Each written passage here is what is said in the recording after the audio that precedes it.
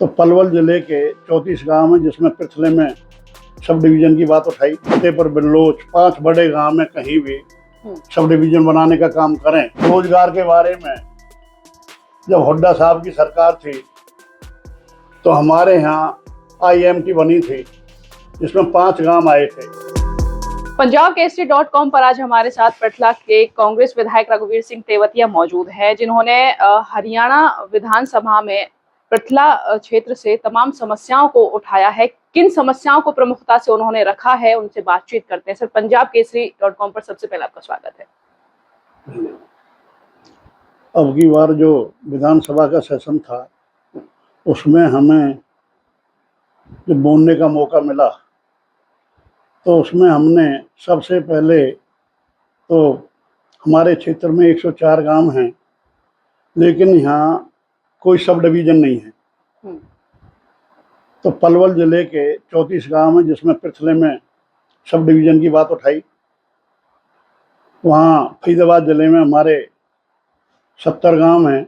हमने वहाँ भी मोहना, छैसा, अटाली, दयालपुर, फतेहपुर बिल्लोच 5 बड़े गांव में कहीं भी सब डिवीजन बनाने का काम करें, लेकिन उन्होंने उसको भी अभी नहीं माना, जबकि बहुत ज़रूरत है।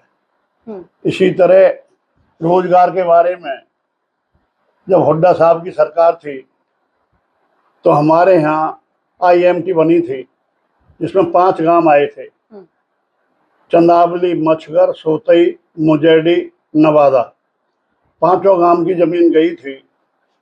और उस समय HSIIDC जो डिपार्टमेंट था, उसके कमिश्नर, डायरेक्टर, फरीदाबाद के DC, और उस समय मुझे ही जनता ने मौका दिया था, मैं विधायक था, तो सभी के साइन हैं, सहमति बनी थी रोजगार के बारे में। योग्यता के आधार पर 35% 5 गांवों के बच्चों को जिनकी ज़मीनें गई हैं उनको रोजगार देने का काम करें। लेकिन उसके बाद जब तक कंपनी बनी नहीं थी, सरकार बदल गई, मेरे 2 साथी बाद में हुए, उन्होंने वो बात ठंडे बस्ते में डाल दी। आज तक 5 गांवों के किसी भी नौजवान को योग्यता के आधार पर, वहाँ उद्योग क्षेत्र है IMT, उसमें कहीं रोजगार नहीं मिला। मैंने सरकार से मांग की है, उद्योग मंत्री जी से भी की है। और इसी तरह हमारा औद्योगिक हब है, पृथला क्षेत्र सबसे ज़्यादा रेवेन्यू देता है, चाहे वो IMT के द्वारा, चाहे हमारे पृथले और सीकरी के आसपास और दूधौला और बघौला के आसपास कम से कम 50 गांवों में औद्योगिक क्षेत्र है। उसमें भी बाहर के बच्चों को लगाते हैं। वहाँ भी मैंने 50% योग्यता के आधार पर हमें क्षेत्र के नौजवानों को रोजगार देने की बात की है, तो मैंने बात उठाई है। इसी तरह हमने हमारे जनौली गांव में हुड्डा साहब ने डाइट बनाने का काम किया था और JBT वहाँ चालू थी, लेकिन सरकार ने उसे बंद कर दिया। मैंने मांग की है, सरकार की 10 एकड़ में वहाँ सरकारी बिल्डिंग बनी हुई है, उसमें आप या तो BPEd या BFA वगैरह किसी के भी कोर्स चलाने का काम करें। ये भी मैंने मांग की है, क्योंकि बिल्डिंग बनाने की जरूरत नहीं पड़ेगी। और वहाँ उस समय हमने 6 एकड़ ज़मीन और दी थी, 16 एकड़ ज़मीन दे रखी है, जो बिल्कुल नगर निगम से आधा किलोमीटर दूर है। जो नगर निगम की सीमा है फिरोजपुर की, जो नए गांव से जनौली के जाती है, उसमें बीच में से जो रकबा है वो फिरोजपुर गांव का है, वो नगर परिषद में है, पलवल में। तो बिल्कुल उसके नज़दीक है, 16 एकड़ ज़मीन दे रखी है। तो मैं आपके माध्यम से भी, वहाँ तो उठाइए, आपके माध्यम से भी कहता हूँ तो कोई भी वहाँ, जो मैंने वहाँ मांग उठाई है वो भी, और उसके बाद उसमें चाहे कॉलेज खोलें, चाहे नर्सिंग कॉलेज खोलें, कोई भी कोर्स खोलें, उसमें ज़रूरत है हमारे इलाके को। ये भी बात उठाई थी हमने वहाँ। इसी तरह हमने वहाँ कहते हैं भाई किसानों की आमदनी दुगनी करेंगे। 2022 में वो दुगनी तो नहीं हुई, लेकिन फिर कहते हैं कि हम MSP 24 जिनसों पे देते हैं, लेकिन फरीदाबाद के हमारे पृथला क्षेत्र में मोहना सबसे बड़ी मंडी है जिसमें सबसे ज्यादा आवक आती है, जबकि ये कहते हैं कि हम 24 फसलें दाना दाना खरीदते हैं। लेकिन मैंने विधानसभा में उठाया है कि एक भी हमारे वहां आज तक धान नहीं खरीदा गया मोहना मंडी में, आज तक सरसों की खरीद नहीं हुई मोहना मंडी में, आज तक जौ की खरीद नहीं हुई मोहना मंडी में, जबकि ये तीनों जिन्स हमारी यहाँ मुख्य हमारी फसलें हैं। और कई गांवों के तो हमारे किसान करनाल तक एमएसपी पर धान बेचने जाते रहे हैं और वहां महंगा भाड़ा लगा के जाते रहे हैं, और वहां एमएसपी पे बिक जाती है। तो यहाँ दोहरा व्यवहार क्यों किया जाता है, क्यों भेदभाव किया जाता है?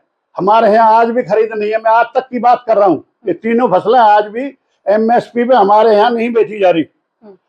ये मैंने मांग की है। और हमारे क्षेत्र में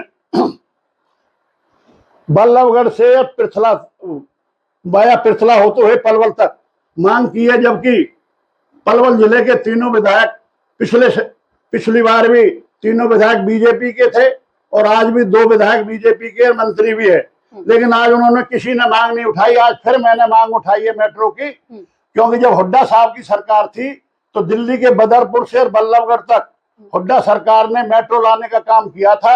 आज मैंने मांग की है वो बल्लभगढ़ से और पलवल तक मेट्रो बनाने का काम करें, क्योंकि यहाँ औद्योगिक क्षेत्र है, बहुत आवाजाही है, बहुत जरूरत है। ये भी मांग उठाई है, क्योंकि यहाँ प्रधानमंत्री जी ने भी घोषणा कर रखी थी फरीदाबाद आकर, और हमारे जो पूर्व मुख्यमंत्री थे मनोहर लाल खट्टर जी, उन्होंने भी घोषणा की थी। लेकिन घोषणा प्रधानमंत्री जी की और मुख्यमंत्री जी की घोषणा को भी दरकिनार करते हुए बल्लभगढ़ से आगे आज तक एक पिलर बनाने का काम नहीं किया, खाली घोषणा करते हैं। लेकिन मंत्री कृष्णपाल गुर्जर हैं, उनका कहना है कि मेट्रो का काम शुरू हो गया है, बहुत जल्द पलवल पहुंचने वाली है। नहीं, हम बजट में तो नहीं आया, बजट में तो पलवल का कहीं नहीं आया, कोई पैसा तो मंजूर हुआ नहीं है। तो जो कहते हैं, तो जब अगर बजट होगा तो हम मानेंगे, हम भी धन्यवाद करेंगे सरकार का, हमारी मांग है। लेकिन हमने पहले भी पिछले बार भी उठाई थी और अब भी उठाई है, लेकिन आज तक कोई बनी तो है नहीं। और इसी तरह हमारा क्षेत्र पलवल से शुरू होता है अगवानपुर से, और वहां कैली खनावली बल्लभगढ़ से पहले एक गांव छोड़ के झारसतरी से पहले तक बीच में सारा पृथला क्षेत्र पड़ता है, देहाती क्षेत्र है।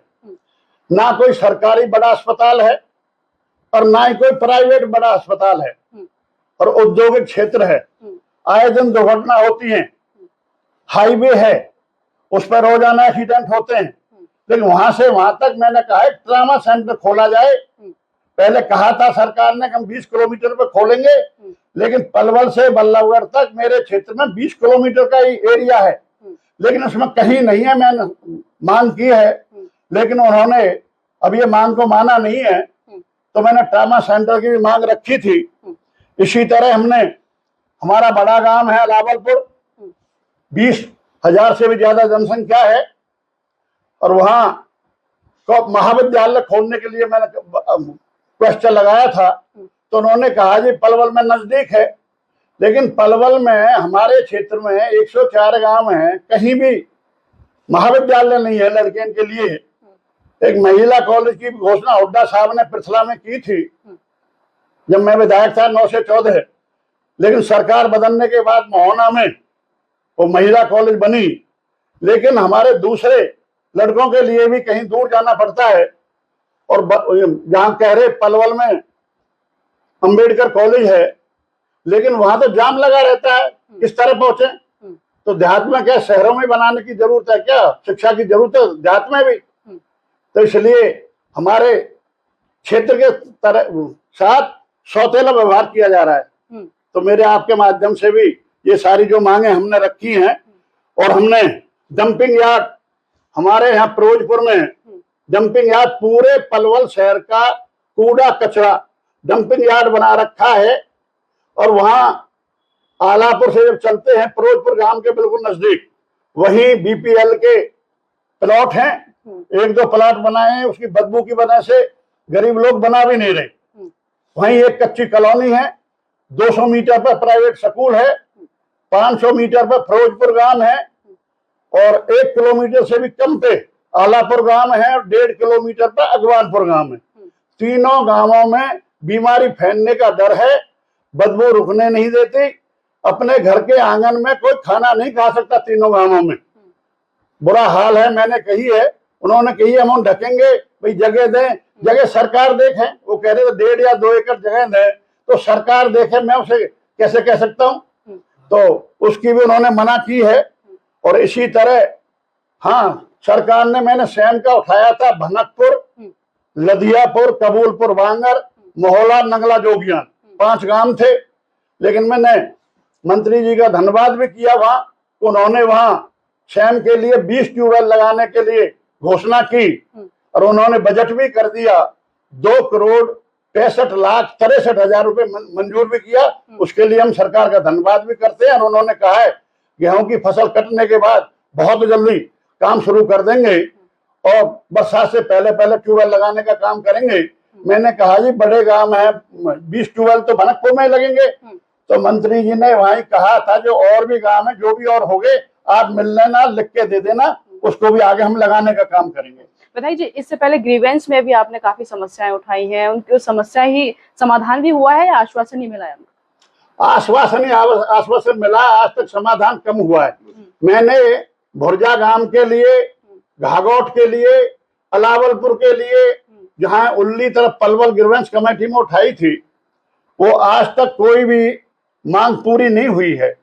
वहां तो दबंगों ने 4.5 एकड़ पे, वहां मुस्ततील नंबर 52 है, किला नंबर 4, 5, 6, 7, 8 है, और वहां नाजायज कब्जा किया हुआ है 33 कनाल 18 मरले जमीन पे, और उसमें गेहूं बो रखे हैं बाकायदा। और गांव का जो पानी आता है उसकी बिल्कुल उसमें आने से बंद कर रखा है। पानी भरा हुआ है। सुबह सुबह बच्चे, हमारी बहन बेटियां स्कूल जाती हैं तो पानी में से कैसे निकल के जाएं, आज तक वो नहीं हुआ है।